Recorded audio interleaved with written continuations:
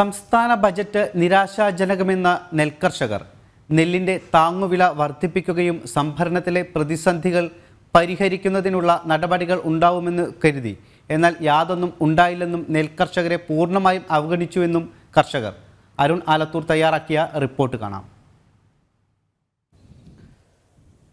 സംസ്ഥാന ബജറ്റിൽ കർഷകരെ പൂർണ്ണമായും അവഗണിച്ചു എന്നുള്ളൊരു പരാതിയാണ് പരക്കെ നിലനിൽക്കുന്നത്. സംസ്ഥാനത്ത് ഏറ്റവും അധികം നെല്ല് ഉൽപ്പാദിപ്പിക്കുന്ന ജില്ലയാണ് പാലക്കാട് ജില്ല. പാലക്കാട് ജില്ലയിലെ നെൽകർഷകരെ സംബന്ധിച്ചിടത്തോളം കർഷകർക്ക് വേണ്ടി ഈ ബജറ്റ് എങ്ങനെയാണ് ഉണ്ടായത്, അല്ലെങ്കിൽ അവർക്ക് അതിൻ്റെ പ്രതികരണം എന്താണെന്ന് കൂടെ നമുക്ക് നോക്കാം.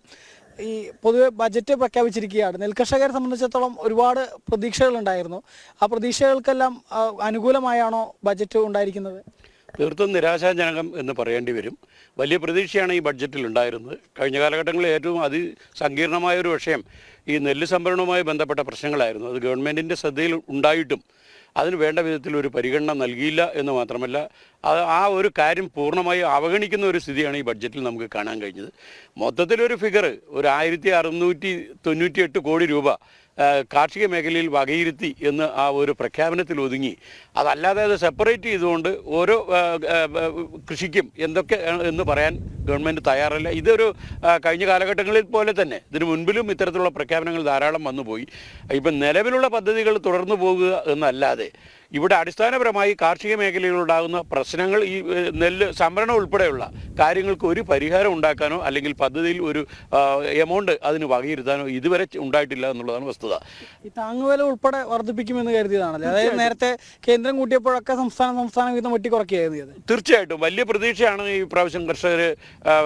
കഴിഞ്ഞ 2-3 വർഷമായിട്ട് കേന്ദ്ര ഗവൺമെൻറ് പൈസ വർദ്ധിപ്പിക്കുമ്പോൾ അതിൻ്റെ ആനുപാതികമായ കുറവ് ഇവിടുത്തെ സംഭരണ വിലയിൽ ഉണ്ടാക്കുക എന്നാണ് സംസ്ഥാന ഗവൺമെൻറ്റിൻ്റെ നയം.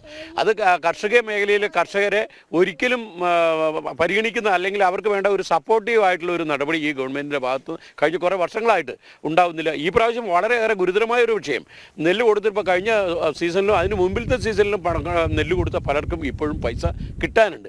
അതിനെക്കുറിച്ച് ഒരു അക്ഷരമുണ്ട് ഇതില്ല. ബാങ്കുകളുടെ കൺസോർഷ്യം അവരെ അതിന് കൃത്യമായിട്ട് പൈസ ബാങ്കിൽ നിന്ന് ലോൺ എടുക്കാമെന്ന് പറയുമ്പോഴും ഈ കഴിഞ്ഞ സീസണിൻ്റെ അതിന് മുമ്പിലത്തെ സീസണിൽ ഇപ്പോഴും 1400 ചില്ലാനം കർഷകർക്ക് പാലക്കാട് ജില്ലയിൽ മാത്രം കൊടുക്കാനുണ്ട് എന്നാണ് ഞാൻ മനസ്സിലാക്കുന്നത്. അപ്പോൾ അതിനെക്കുറിച്ചൊന്നും ഈ ബഡ്ജറ്റിൽ ഒന്നും പ്രതിപാദിക്കുന്നില്ല എന്ന് മാത്രമല്ല, അതിന് ആവശ്യമായ ഒരു പദ്ധതി വിഹിതം കുറേ വർഷങ്ങളായിട്ട് ഇവിടുത്തെ നെൽകൃഷിക്കാരെ ആവശ്യപ്പെടുന്ന ഒരു സംരംഭമാണ്. ഇങ്ങനെ ഉൽപ്പാദിപ്പിക്കുന്ന നെല്ലിന് സംഭരിക്കാനുള്ള ഒരു പ്രത്യേക ഫണ്ട് ഈ ബഡ്ജറ്റിൽ വകയിരുത്തി അതിനൊരു സെപ്പറേറ്റ് അക്കൗണ്ടിൽ അത് ക്രെഡിറ്റ് ചെയ്ത് അവർക്ക് വേണ്ട സൗകര്യങ്ങൾ ഒരുക്കി കൊടുക്കണം എന്നുള്ളൊരു ദീർഘകാലമായ ആവശ്യം, ആ ആവശ്യം പോലും ഈ ഗവൺമെൻറ് പരിഗണിച്ചില്ല.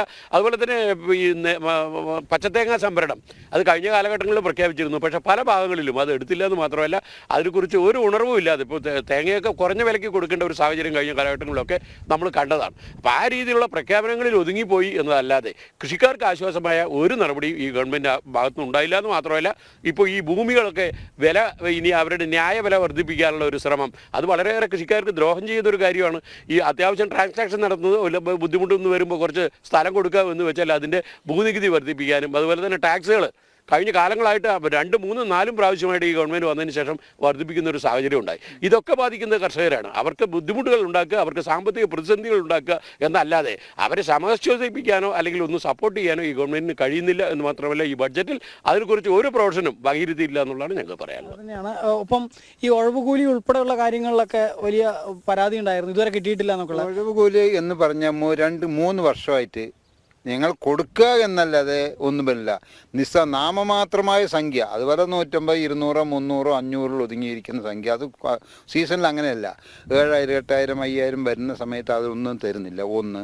രണ്ടാമത് പറഞ്ഞപ്പോൾ ഈ നമ്മുടെ ശിവരാജേട്ടൻ പറഞ്ഞ പോലെ 1 വർഷമായിട്ട് ഈ ലോണിന് പോലും അപ്ലൈ ചെയ്തിട്ട് ഇപ്പം ഞാൻ ഉൾപ്പെടെ, ഞാൻ ചെറിയ കൃഷിക്കാരനാണ്, എഴുതിക്കൂടി 21 മാസം കഷ്ടിയായി. ഇന്ന് അവർ പറയുമ്പോൾ സപ്ലൈക്ക് സാങ്ഷൻ ആക്കിയെന്നാണ് പറയുന്നത്. ഇവിടെ വന്നിട്ട് മറ്റേ ബാങ്കോട് ചോദിച്ചുമ്പോൾ ഒപ്പിട്ട് വാങ്ങിച്ച് 8-9 ഒപ്പിട്ട് വാങ്ങിച്ചിട്ട് ഞങ്ങൾ പലിശയ്ക്കകത്ത് തരുന്നതെന്ന് പറഞ്ഞ് ലോണായിട്ട് തരികയാണ്. അതുവരെ ഒന്നും കിട്ടിയിട്ടില്ല. ഇപ്പോൾ ഇതുവരെയുള്ള ഈ കൃഷി ഇറക്കിയത് പറഞ്ഞാൽ ഗോൾഡും മറ്റും പണയും വെച്ചിട്ടുള്ള പണം ഇനിയും കിട്ടിയത് ഇന്നലെ മിനിഞ്ഞാന്ന് പോയി ചോദിച്ചപ്പോൾ ഇനി ഒരാഴ്ച കഴിയും. ഇതിനെപ്പറ്റി സർക്കാർ ഒരു നടപടിയും സ്വീകരിക്കുന്നത്. ഒന്ന്. അതിൻ്റെ പുറമെ ഈ ഈ വർഷം ഒരു 30 രൂപയെങ്കിലും ആകുമെന്നാണ് കേന്ദ്ര സർക്കാർ ഫണ്ടും കൊണ്ടും. അത് വെട്ടിക്കുറച്ചുണ്ടെങ്കിൽ പഴയ 3 വർഷം 4 വർഷമായില്ല 28-20 നിൽക്കുകയാണ്. ഇതപ്പോൾ കൃഷി വേണ്ടായിരിക്കും സർക്കാരിന്, അല്ലാണ്ട് ഇപ്പം എന്താ അത്രയും ഞങ്ങൾ പറയാൻ വളരെ ബുദ്ധിമുട്ട് തന്നെ. അതുതന്നെയാണ് കർഷകരോട് യാതൊരു തരത്തിൽ അനുകൂലമായ നടപടിയും സ്വീകരിക്കുന്നില്ല ബജറ്റിൽ എന്നുള്ളത് തന്നെയാണ്. കർഷകരോട് വില കൽപ്പിക്കുന്നില്ല, അല്ലെങ്കിൽ അവർ ഈ മണ്ണിൽ വിയർപ്പൊലിപ്പിക്കുന്നതിന് അതിന് വേണ്ട തരത്തിലുള്ള ഒരു പരിഗണന സർക്കാരിൻ്റെ ഭാഗത്തു നിന്ന് ലഭിക്കുന്നില്ല എന്നുള്ള പരാതിയാണ് കർഷകർക്കുള്ളത്. പൊതുവെ സംഭരണ വില ഉൾപ്പെടെ വർദ്ധിപ്പിക്കുമെന്ന് ഇവർ കരുതി.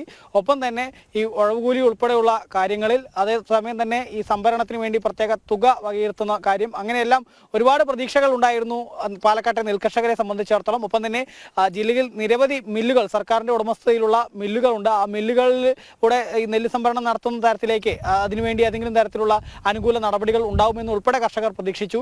പക്ഷേ അത്തരത്തിൽ യാതൊരു നടപടിയും ഉണ്ടായില്ല. അതുകൊണ്ട് തന്നെ ബജറ്റ് പാലക്കാട്ടെ നെൽകർഷകരെ സംബന്ധിച്ചിടത്തോളം തീർത്തും നിരാശാജനകമാണ് എന്നുള്ളൊരു പ്രതികരണമാണ് കർഷകരുടെ ഭാഗത്തു നിന്നുള്ളത്.